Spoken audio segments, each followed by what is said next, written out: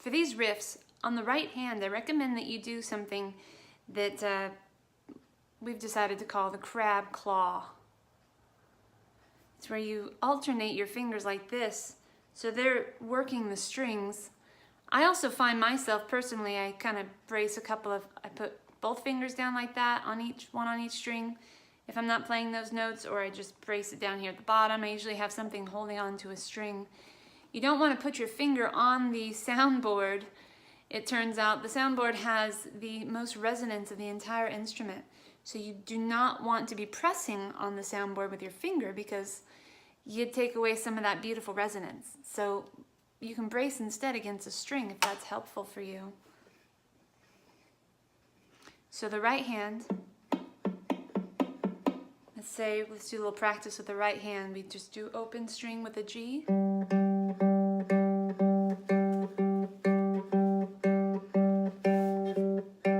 Then with a C.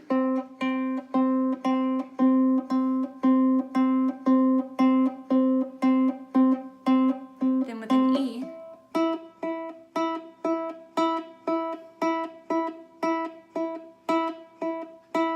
And an A. Oops.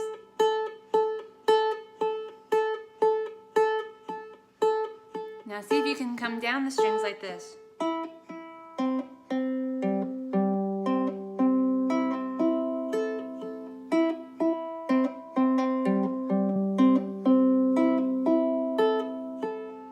Maybe you need to start a little slower. Give yourself a little more time. So you can do this. Thumb, finger, thumb, finger, thumb, finger, thumb, finger, thumb, finger, thumb, finger, thumb, finger, thumb. So I'm alternating my fingers, and I'm alternating which strings I hit. I'm going up and down each one.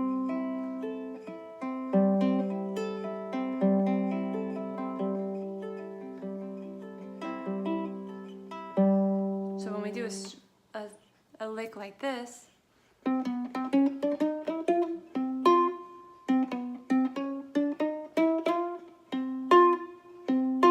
I have multiple fingers working. If you're only using your thumb, you might find yourself not being able to go quite as fast. So use the pinch, the crab claw. C unison riff. Index and ring finger. C note, C note. Fret 3, fret 8. Fret 3, fret 8. We hit the 3. We slide into the 8. Where do you slide from? You can be just 1 fret behind or 2 frets behind. I usually slide about from 2 frets. Make sure that your hand is stretching out this way instead of parallel with the frets. Give it that extra space. 1, 2, 3, 4.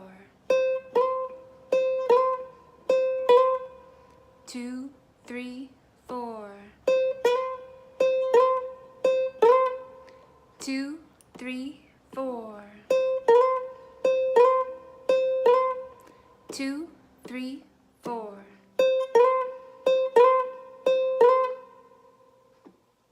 Now you started on a C before, and you covered the strings when you hit them. So there's no open strings for this riff, which means you can change it to another key if you want to. You can do a D riff. You can do an E riff. You could do a B riff. B flat. A. Sky's the limit. Here's a nice riff in F for the end of a song.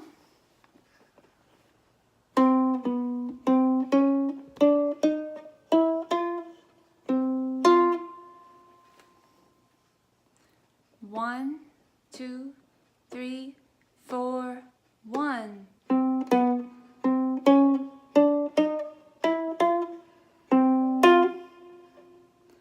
2, 3, 4, 1.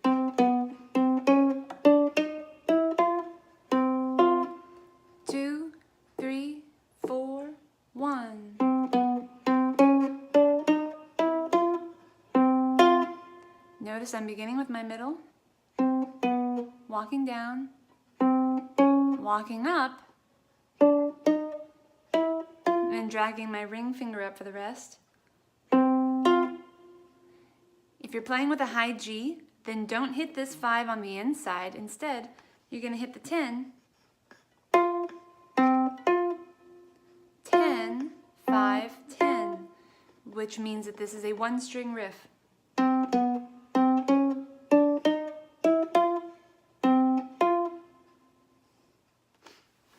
Here's a riff in D minor, and 1.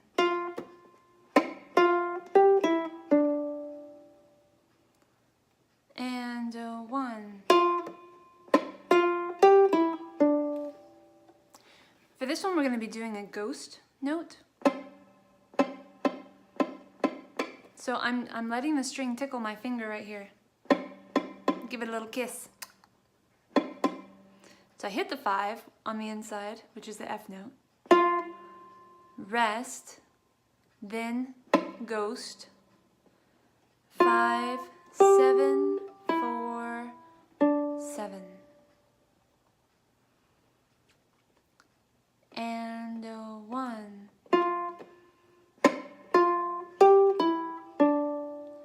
2, 3, 4, 1. 2, 3, 4, 1. 2, 3, 4, 1.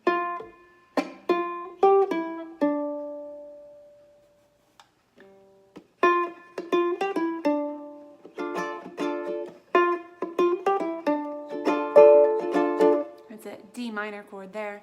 7, 5, 5, 5.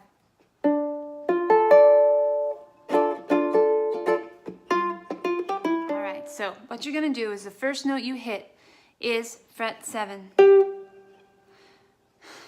Fret 7 is the G note, and you're going to punch it. There's a little marcato marking, little boop boop, like a little hat on there that means that you're going to give it a very strong accent, stronger than the other little arrows on top of the other notes, which are also accents. And then there's a tiny little dot. Oh, that's a staccato dot. So staccato, meaning don't let it ring out. So you're going to give it a good strong punch and don't let it ring. Sounds like this. And 1. And 1. Like that. And 1. So I just relaxed the string so that it no longer buzzed. Now after that, right after it, my middle finger goes to fret 8. Slides. So, and 1, punch, slide up. That puts this first finger ready to lean onto this fret above, and it's laying down. Stu Fuchs calls this the hinge. You're going to hinge it backwards like this. So you're going to lay both those fingers down. Ring hits fret 10, back to 8, all on the same string. 8, 10, 8, then 8 at the top, which is a punch, but not a staccato. You let it ring out and then strum both the 8s at once. It sounds like this when you do it faster. And 1.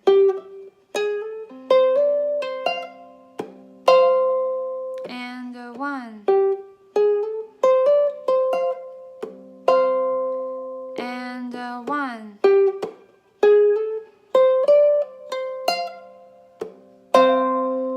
And 1.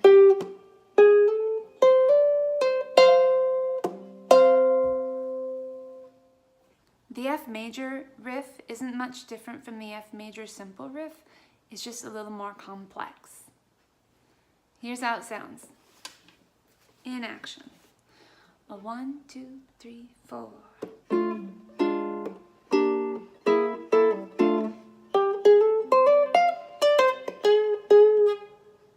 So we've got bends, hammers, pulls, slides, you name it.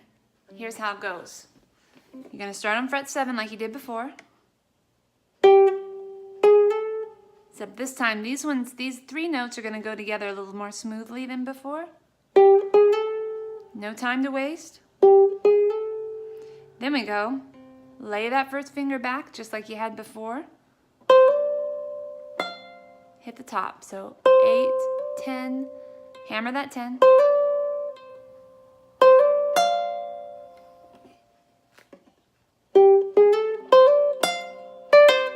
Then you're gonna pull. So you hit the 10. That's a D note, and you're gonna pull. Try not to bend it though, we're just gonna pull. I'm just pushing into the fretboard with this finger. Into the fretboard and pulling back at the same time. So here's what we have so far.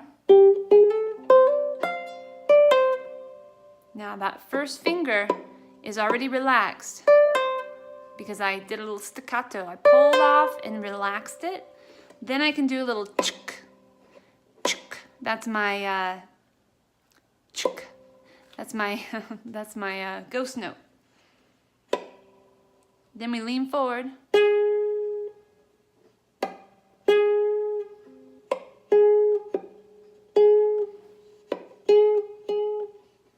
Sounds like this all together.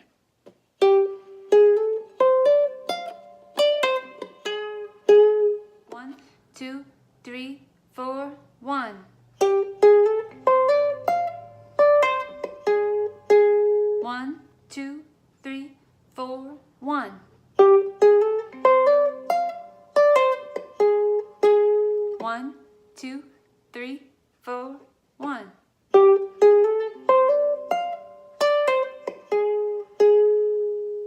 I'm going to do this one a little bit slower. 1, 2, 3, 4, 1.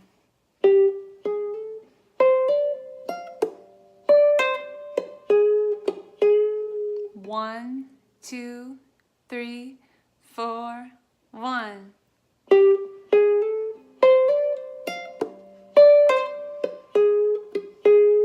1, 2, 3, 4, 1.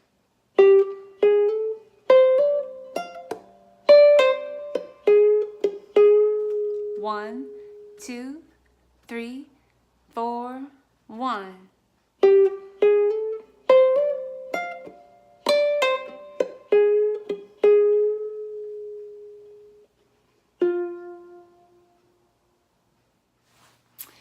'Alright, I've got one more for you. And this one goes over a 6-2-5-1 turnaround. If you are unfamiliar with the numbering system, it's called the Nashville numbering system. I highly recommend that you look it up and learn it, because understanding the numbers behind music, it's the only way I know how to understand music. And in simple terms, it's something you've heard before. This is an example of a 6-2-5-1 in C. 1, 2, 3, 4.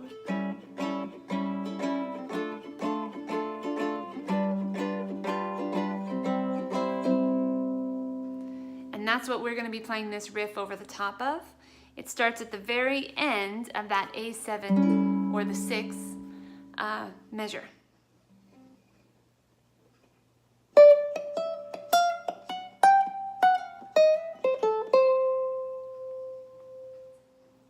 Now here it is nice and slow.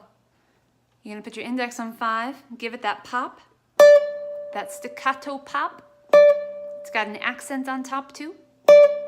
That's what it sounds like. Just going to relax your finger afterwards. All you're doing is shortening the string to that metal bar and then relaxing it from the metal bar so it doesn't vibrate anymore. So, you did the 5. Now there's a little X. I recommend that you pluck your ghost note. That's what that is. You can pluck the ghost note anywhere you want, but you can hear how the tone changes. So I like to pluck it right over the note I'm about to hit. Remember the right hand claw technique. So you got your index on 5. Come up here, index on 7, ghost 7, walk. Ghost, 8, walk. Ghost, 9, 10. Yeah, we're gonna use that pinky, that's right. So here's what we got so far. 3, 4.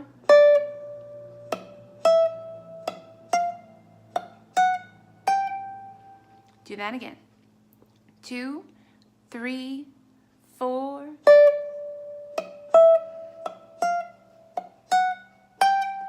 Now, your 2 center fingers, you can brace these, all of these down, but you're going to be on 5, you're going to be on 7, 8, 9. You're going to pull from the 9 to the 8. Then you're going to come back from behind, index finger will be on fret 6, hammer onto the 5, 7. So you had to pull off, hammer on, pull off. Ooh, don't pull the string off the side. Pull off, hammer on, pull off, hammer on, pull off, hammer on. That's right. Just do it a whole bunch of times. So here's what we have so far. 2, 3, 4.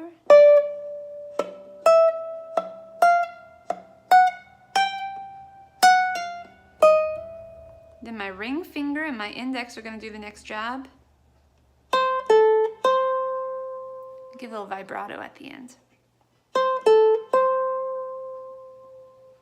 To do the nice vibrato like that, well, I'm plugged in, so I have a little more sustain than usual, but Ko Aloha has the harmonics and vibrato all the time anyway, because the ringing of the wood is just fantastic. But what you're going to do is pretend like your finger's on a little train track like this. All aboard! We've come up to fret 8, because that's our root, that's the C note. And as if your finger can still go back and forth, but wants to, but can't, it's stuck, but it's still trying to move back and forth, just like it did when it was on the train track. The faster you wiggle it back and forth, of course, the more vibrato you'll get. You could let the note hang for just a moment and then wiggle it just slowly until it builds a little bit, which is really nice. Sounds like this.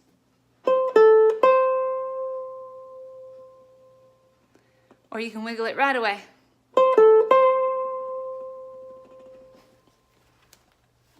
So let's put that riff all together now. 1, 2, 3, 4.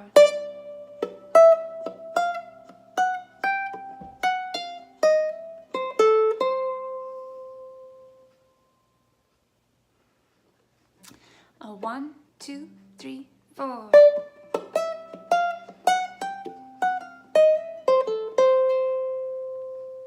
A 1, 2, 3, 4.